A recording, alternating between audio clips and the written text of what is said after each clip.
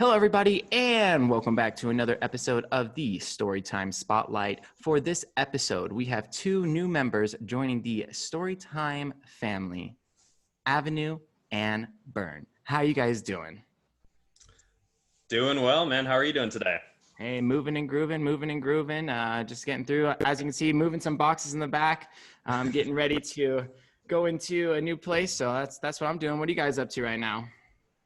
I literally just woke up. Just That's all right.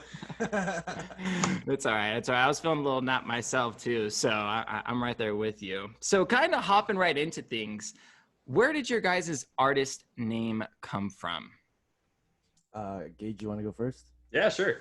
So Avenue, I'm kind of a city boy. Grew up in the city and Washington State a little bit. As soon as I got into like electronic music, kind of late high school, early college days, I've always been kin to like house music itself. It came to the point where I started picking up producing and DJing a little bit. And, I was kind of going by my own first and last name for a little bit, just Gage Wesley. But, I decided I needed like an alias. So it kind of sounds a little bit cheesy, but how I got Avenue was from, what's on like an avenue, like houses, right? So houses, I like house music. Avenue. Growing up on avenues, riding my bicycle through avenues as, Right. a child and that kind of thing. Right. I don't know. It just sounded like it worked. If I were to choose a new name today, I probably would, but I think Avenue is here to stay. I'm going to stick with it. Solid name. Solid name. Yeah.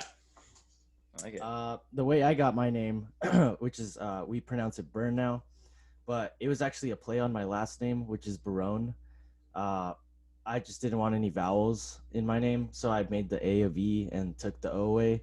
But people were calling me Bavern, or like somebody said Barn once, and I was like, I'm just gonna go with Burn. It sounds like it's smoother. Yeah. There's nothing crazy about the story behind my name. Couldn't really think of anything else at the time, and Burn just stuck. Right. Hey, it happens. And it's also cool to see the little diversity. I like when I see artists, when they take out the vowels, they put little V's or substitute stuff out. I'm not going to lie, though. The double R, I don't know why it was. The double R, when I first saw it, it threw me off. I don't know why it was when I was looking at it. I didn't know if it was like, you hold it down longer or whatever. But Burn is how the proper pronunciation of it for those who are watching. So, Christian, we'll start off with you. What do you produce on? I produce on FL Studio 20. I started with Logic, and then I tried to get into Ableton, and FL Studio. I just was super comfortable right away with it. That's home base for you. Okay. And what about you, Gage?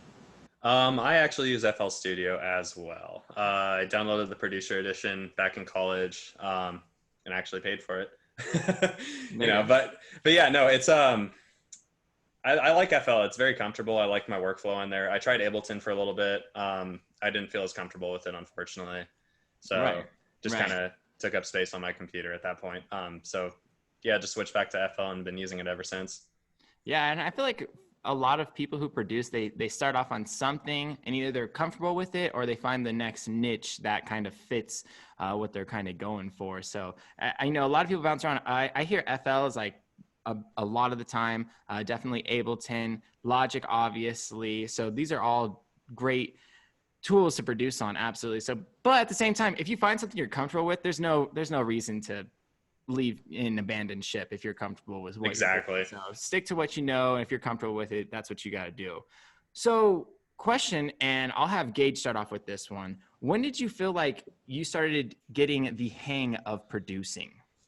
So as soon as I downloaded FL, what I got into was like YouTube tutorials and, just learning the concepts of FL and, how to do certain things. And it was a lot of trial and error for the first couple months, But yeah, when I got the hang of it, it started, coming a little more naturally, I'm a big like music theory guy. I've played guitar all my life pretty much. And, a little bit of piano here and there, drums, bass, all that good stuff. So, I think my really first well put together song was a song called Grown that I did back in 2018. It's like a little bass house tune that I made with some vocals on it. And when I heard that, like after I like mastered it on myself, and I was like, whoa, I can actually produce a decent song. So, let's keep that going pretty much.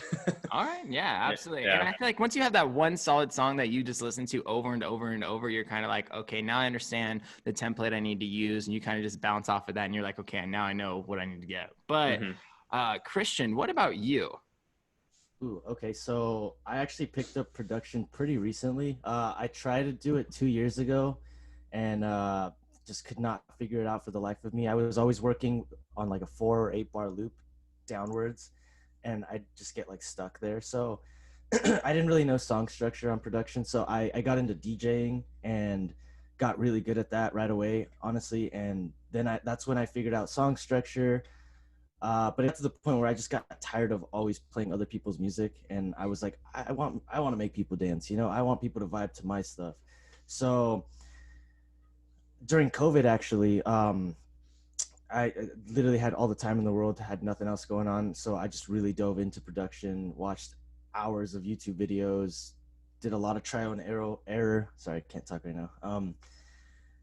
But yeah, I think my first real like song that I was actually proud of, where I was like, I finally found my sound, I finally found the direction that I want to take Burn, was my song Still in Love. That came out on No Face Records back in December. But that was the song that I was like, yeah, I loved future bass. That's the genre that I wanted to do. But I also loved house music, and I was like, how can I combine the two? And I think I did that, and then after that, that's where the rest of my music kind of took me. Yeah, absolutely. So it's been like a year of solid production for me. Yeah, and it's nice though too that you're not just holding yourself down to like a specific genre. A lot of artists, that's why I feel like it's kind of hard for them to like evolve into like not being bored with the same stuff that they're making. You got to switch it up from time to time, and then just try out new things. You never know what you might like. But what are some plugins that people should check out? And Christian, I'll have you start off with this one. Ooh, so one of my go-to plugins right away, like especially when I'm working with samples or anything, is Glitch 2. Okay. I'm not really sure who makes it, but I mess with that a lot. I even on random settings, there's some buttons on there that I don't even know what they do. I just mess with it. Just twist them. Yeah, something cool ends up happening. Another one of my favorite must go-to plugins is FabFilter Saturn, which is probably the best saturator plugin I've ever used. I've never used Decapitator. I know a lot of people rave about that one, but Saturn for me would be a good one. Okay. And Gage, what about you? Mine's going to sound a little cliche, but the couple plugins that I love to use are Camel Crusher and OTT. Can't go wrong. Seriously, can't go wrong. It's not that I haven't like really kind of experimented with a bunch of different plugins recently or anything like that, but when I was trying to get that avenue sound that I was working on, that kind of like a grungy like Brazilian bass kind of sound with like my saws and my synths and whatnot. I use a lot of OTT and Camel Crusher to kind of get that really kind of grungy raspy sound, and it just has worked out. Honestly, I'm kind of basic when it comes to plugins, but if it works, it works. If it works, it works. Yeah, absolutely. So what's something that you guys feel like can kill your creativity?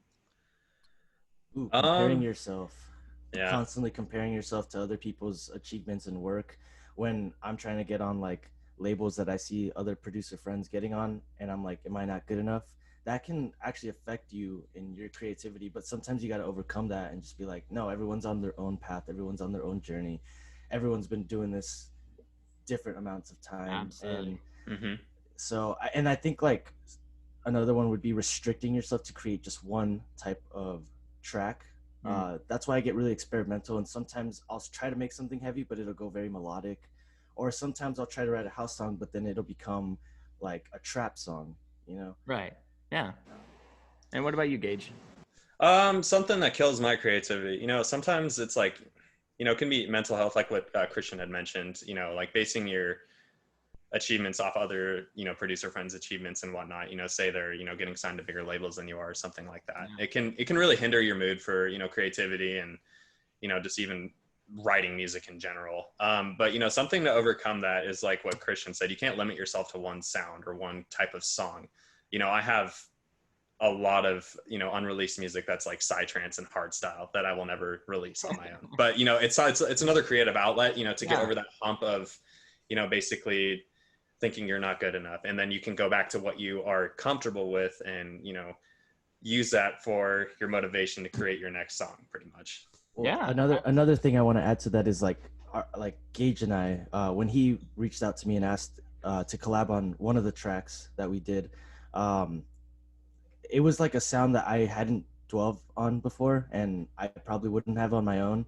But getting another mindset and another person's sound and perspective was like, it helped my creativity a lot. And I was like, wow, this is actually like super dope. You know, I'm getting to like explore different realms that I just never would have on my own.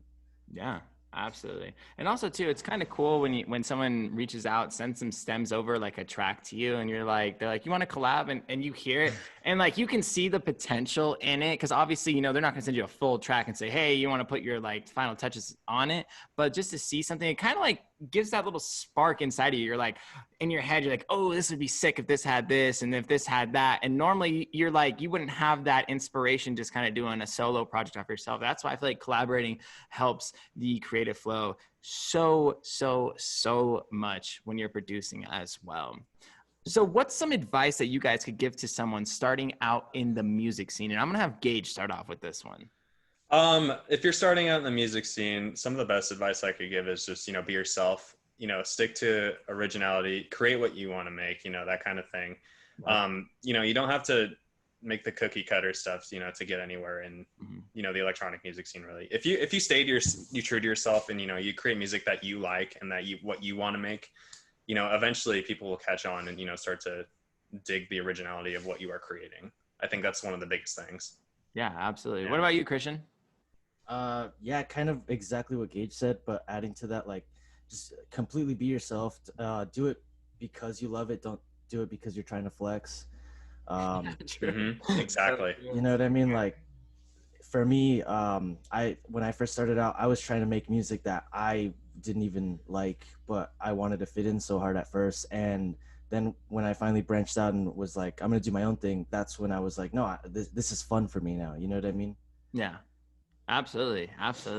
It's all, at the end of the day, it's all about having fun. And once you lose sight of that, then it becomes more of like a tedious task for you to complete. And it's like almost like a chore, and no one likes doing chores. So no. Like, you got to have fun with what you're doing. Yeah. So, this is very therapeutical for me. I always tell people, like, producing is my therapy. There you go. Absolutely. I 100% agree with that statement. 100%. Absolutely. So for the people that are watching, who are some artists that you guys would say that they need to check out, or they are killing the game right now? And I'm going to let Gage start off with this one. Oh man, I gotta give shout outs to all my, you know, producer homies, like, you know, Price, Fox, Andrew, he's killing it right now. Price is killing it. Even Christian Byrne, absolutely killing it. He is really setting in his sound, and he is becoming such a great producer. Some of the, you know, bigger names that I've really been messing with a lot lately is like Nostalgics, Honey and Badger. Yeah. You know, lots of Confessions type stuff. Yeah, I mean, that's pretty much about it. There's more. There's definitely a lot more. I just, I can't really think right now. All right, Christian, what about you? Who are some artists that people should check out, or they should definitely be looking into their music? I mean, I was just gonna say Avenue, but no, but definitely Avenue for sure. I mean, you're a super talented guy, bro. Thank you, man. Much love. Another one of my favorites at the moment is Cashew, based in Croatia. That guy just kills it every single time. Other names like Socks, really look up to his music. Drinks on Me, those are like some of my favorites. And, you know, of course the homies too, like Price, Fox, all killing the bass house scene, G house, you know. Absolutely. Yeah, absolutely. And it's like full circle, you know, having you guys say their names and having everyone be kind of like simultaneously like a part of a big old family. So everyone's killing it right now. And it's just great that everyone just keeps coming out with great music. So all great artists that they name. So everyone, when you're watching this, go ahead and check them out after this. So now I want to hop into the game section, and this game is called One's Gotta Go. And pretty much it means I'm going to name 3 things, and you have to say which one has to go. It doesn't mean you don't like it. It doesn't mean you have anything against it. It just means it's the least important to you. All right. So one's got to go. Build-ups, breakdowns, intros. Christian, go ahead and start. Breakdowns probably. Breakdowns. Okay. I'm gonna say intros. Intros. Yeah. Because sometimes you just hear a track, it's just straight build-up. It's like build-up, drop. I feel that. Okay. Serum, massive, and operator. Operator, because I don't really use operator. I use the other two. All right. Probably operator for me as well. Operator. Okay. Logic, FL Studio, or Ableton. Logic. Okay. Logic for sure. Absolutely. Okay. Pop, rock, reggae. I'm gonna have to go with pop. Pop. Okay. Yeah, I'm probably gonna have to go with pop too. Pop. To be honest. All right. Now it might get a little bit difficult here for this next one. House music, dubstep, or trap. Damn. Honestly, go ahead, Gage.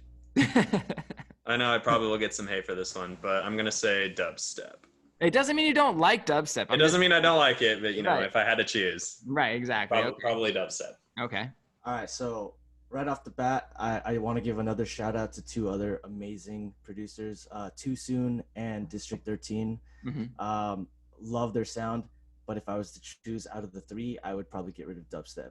Of dubstep. And they are dubstep producers, and they're killing it, Right. absolutely killing it. But Right. I'd probably Yeah, no disrespect whatsoever to any dub, because No, they are absolutely. That's what I was saying. It doesn't mean you have anything producers. against it. Yeah, it doesn't mean you have anything against it. Just what do you find more important? Okay, one's got to go. Cell phone, laptop, TV. Probably TV. Yeah. TV. Yeah. Yep. I feel it. All right, here we go. Instagram, Twitter, or Facebook. Facebook. Probably Facebook. Yeah. Facebook. All right, and the last one: Spotify, Apple Music, or SoundCloud. I'm gonna go with Apple Music just because I don't really focus on that or use it. I'm all about Spotify. not sponsored, by the way. Geez, that is such a tough question. Probably. Even though I use it, probably Apple Music. Right, that's what I was gonna say. I feel like I use Apple Music way more than I use Spotify. I do too, but to be Spotify is just so much more user friendly. I feel like more people navigate to it. I think with Spotify, it's kind of like the closest you can get to like a social media platform without actually like messaging someone, because you have all these artist playlists that like you can interact with them by adding music to your artist playlist. Yeah, building those connections, and that's why I like it. Yeah. But I will say the only thing that gets me with Spotify is that they're getting rid of the appears on. I did not know that. Yeah, well, from what we've been reading, the appears on section, it's like on and off. It's like whatever it may be. So like it's like so iffy. But then again, it is what it is. But I feel like definitely, absolutely, you can't get rid of SoundCloud. SoundCloud's like the OG. You can't get rid of it. That's home base, baby. Like that's where all the love and all that is. So I completely understand. Those are all great answers, and by all means, I'm very thankful for you guys hopping on this interview. Is there anything else that you guys would like to shout out or promote that's coming up from you guys? Anything that you would like to say? And I'm going to start off with Gage. Go ahead and say whatever you need to. Just shout out to all my producer friends. They're all killing it. Have a lot of new music that I'm working on right now. Have a couple tunes with Price, one with Gray Matter, Grayson. And then hopefully some more show announcements coming up soon. And yeah, otherwise I would just thank you so much for having us on here. It's been really cool. And, so happy to be a part of the family. There we go. All right. What about you, Christian? Honestly, I just want to give a huge shout out as well to all the homies in the game right now. Price, Fox, Cashew, Avenue, District 13, Too Soon, all of you guys. Like, I feel like I'm a part of a community, honestly, and it's super fucking cool. I've always kind of wanted something like this, and I feel like I'm growing because of everyone. Yeah. And so yeah, big shout out to everyone.